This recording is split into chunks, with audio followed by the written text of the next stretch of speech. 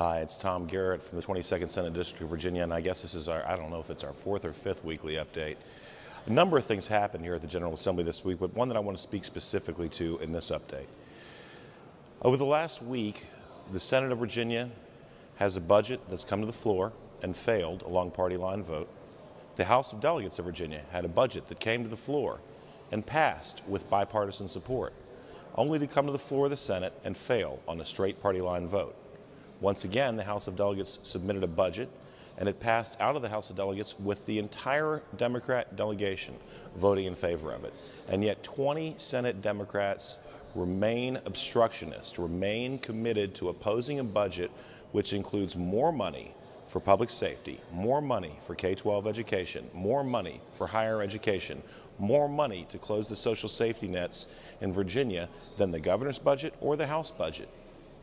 And a week ago today, the Senate of Virginia Republicans pointed out dozens and dozens of budget amendments put forward by Democrats in the Senate, on the Finance Committee and off the Finance Committee, that would bring more money to areas represented by these Democrats. And the Senate Republicans and the House and the Senate Democrats all spoke in favor of these amendments. But the very Democrats who made the amendments that they defended on the floor of the Virginia Senate then proceeded to vote for those amendments and vote against the budget.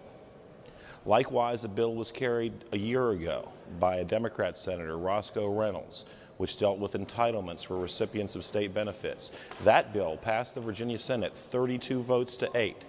The very same bill carried this year by a Republican failed by on party line vote 20 to 20. The only difference that occurred was a change in partisan distribution in the Senate. And so we have three possibilities. Either there's been a mass epiphany, not likely. The Senate Democrats have demonstrated a willingness to vote differently in a non-election year than in an election year, or we have a very simple case of obstructionism. Very briefly, who fails to receive benefits? Who suffers as a result of the Senate Democrats' inaction and obstructionism? Every single locality, every city, every town, every county in the Commonwealth. These entities plan their budgets in May and hope to have a budget by May 31st.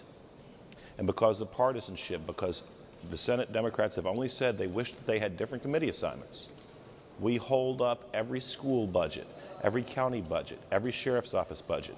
I stand here today in front of the father of our nation, George Washington. He would be disappointed. We expect better. Virginia deserves better.